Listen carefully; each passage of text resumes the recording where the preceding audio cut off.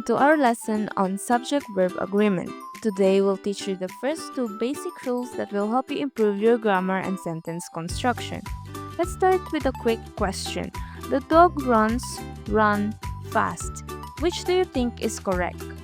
Is it runs or run? If your answer is run, you are correct. Now let's find out why the answer is run in just a moment. So, when we say subject-verb agreement, it means that the subject and the verb in a sentence must match in number.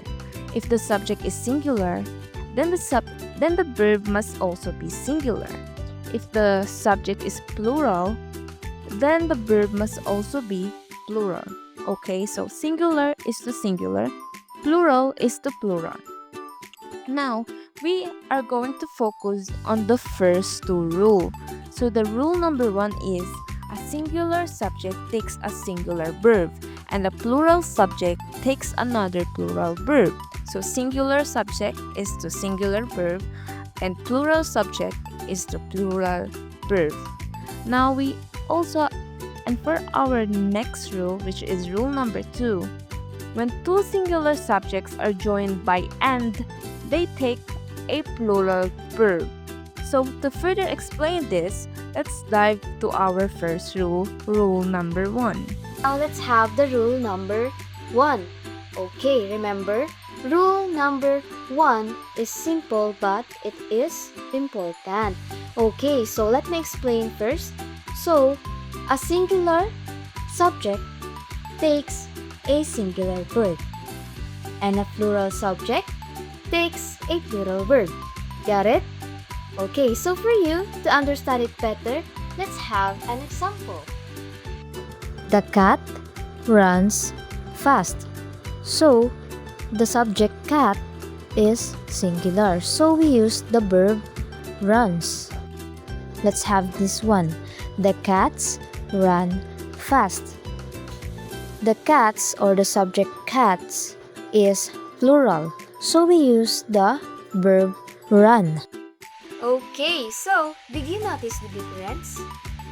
Again, singular verbs end with s or es, while in the plural verbs, it usually don't end with s or es.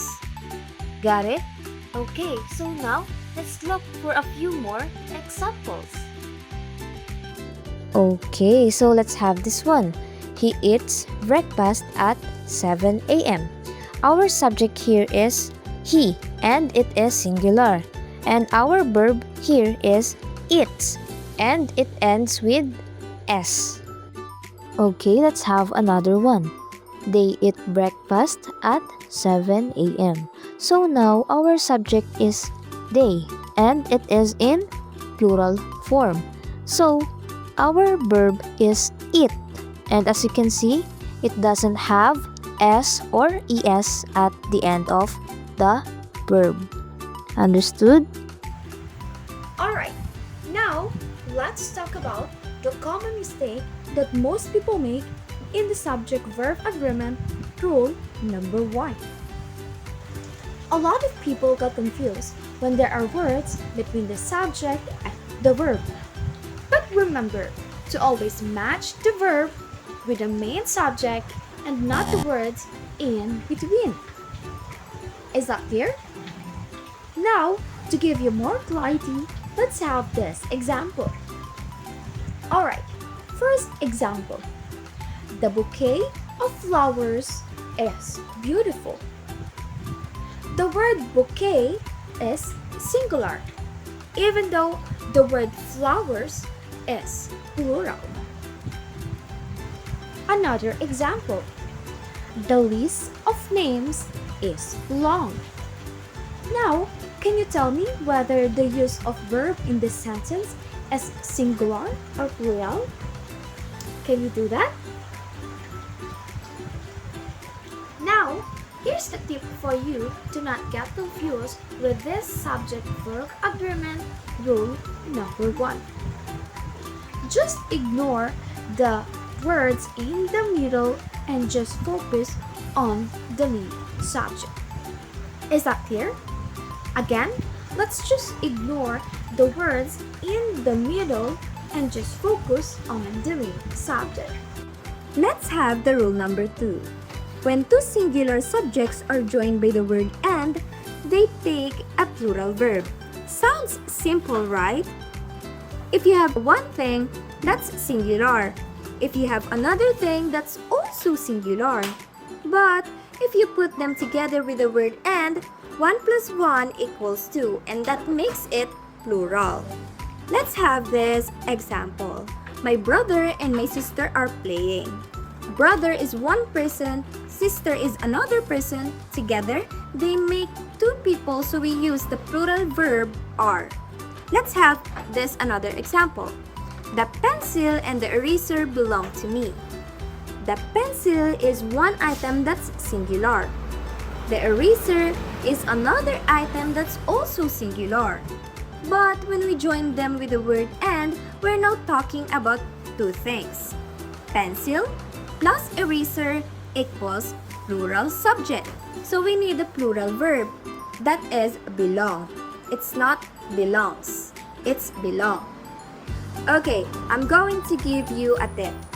Whenever you see the word and joining two singular subjects, your brain should say, oh, that's a theme, I need a plural verb.